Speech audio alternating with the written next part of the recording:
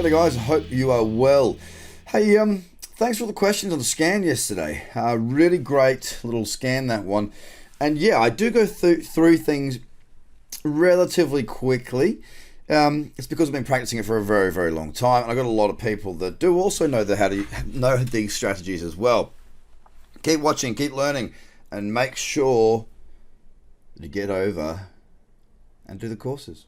But I want to show you today how to set up your charts the way that I've got them set up. So first things first, I'm going to get rid of everything. Goodbye. Goodbye. Goodbye. Going to get rid of all of this, all the MACD, the whole lot. Now, of course, you've got your layouts, like, you know, I've chosen black here with candlesticks, okay? So this is, you know, you can go and fiddle around here with all this sort of stuff, your symbols, you can have all this. You can have your appearance, your backgrounds, that sort of thing. Here it is here. You can see I've gone black.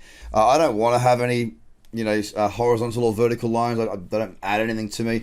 But, you know, you can add them in. You know, like if I wanted to do this, yay. What does that do? Nothing. But that's the sort of thing that I could do. I can make it pink. As you can see, it's pretty straightforward. Okay, so that's where you do that. You right click, go to settings, appearance, and away you go. Of course, you've got your scales and whatnot in there as well. I make it very, very simple. I have the countdown clock there. Now I can get rid of that, and there is no countdown. You can also have the last price, financials last value label.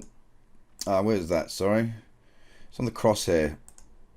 No, I can't remember where that one is, but have a fiddle around there, and that way it'll come up, and you'll know you can set your charts up exactly how you'd like it. So that's how we get to black and just plain candlesticks. Now, the good thing about this process is it's really simple because I only use the MACD and the 10 and 20 period moving average. So it's not exactly, you know, that big of a deal. So this is all you have to do. Of course, up here, you have got everything that you need. You hit indicators. Now, it's really simple. These are the small candle indicators that are there based on what Terry Pascoe, one of my mentors, has done. He's in the courses. There's a whole section in the course actually on risk management you should go and watch. What am I doing? MACD. So we'll add that in. Just chucking the MACD in. Done. We're also going to add in the moving averages. I'm going to choose exponential. And I'm going to click it twice because I need two. That's it. Get rid of that. Now, I'm just going to focus on one chart for now. Okay. Oh, not that one.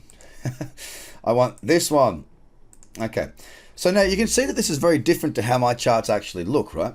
So I've got to go and change these things, and it's very, very straightforward. I come up to here and I click on settings. Now, this I'm going to go for as a white. This is going to be my 10 period moving average. There we go. And that's all fine. That's all I got to do. Style. Look, I can make it thicker. I can make it thinner. I can do whatever I want. I click OK. That is now my 10 period moving average. The next one I've got to do is crack on and put my 20 in here. And I'm going to make that, what color do I usually have? That's like a purpley. Is it that color or is it that color? I think it's that color for the lack of a better pink. Inputs, as I say, 20, okay. All right, there's the moving averages that are now in on that chart. Okay, simple stuff. Moving down to the MACD now, you'll see, look at all these lines. We've got a histogram, we've got lines everywhere, and it doesn't look anywhere near as clear as the way I have it showing on my chart. So, we've got to get rid of some things. And look, I used to have the 50 period moving average, I used to have the 200 period moving average, I used to have the MACD, as you see it here, the stochastics, MACD, stochastics, and RSI. My trading over the years has become less complicated. I've simplified things even more because it works for me. And I'm focusing on the price action. If you've gone through the courses, guys, you'll know that my focus is around trend and it is around price. So I want to make sure that I'm able to see price and only see the information that I need to see for me to make my decisions. I just don't see the point. If it's not going to help me to make a decision whether I'm either a buyer or a seller, then there's no point in me seeing it or using that. So let's go to MACD. Once again, click on settings. Now I want to keep the signal line. All right, so I don't change anything here. 12, 26, and 9 straight out of the box settings. What I'm going to do here is I'm going to unclick that. And I'm going to unclick that. That is all. Click, Done. There it is. Now, your chart is set up just like mine. Okay. Now, I do realize that you are able to save the template somewhere. Now, I've got to be honest. I'm not very good with technology. That's just a given. That's my truth. But you can save it somewhere. I just don't know bloody well how or where. Okay, where have I got this? No. I don't know. So there you go. There is a way that you can save that. What I tend to do is because it's so quick, look, I've got it on that top chart. But one thing I will also see up here, select layout. You can have all sorts of different ways to lay this out, this sort of thing. But because I've just got it like this, which is the the two horizontals, not two verticals. If this had the ability to stretch across all my screens, I'd probably go for this because I can have multiple time frames. Like when I would trade with a different platform, a different chart platform, I'd have 4 screens. I had 3. I actually only needed 3 screens. To my left, I'd have 15 and 30, 60, 2 hour. Then I'd have the 4 hour and the daily.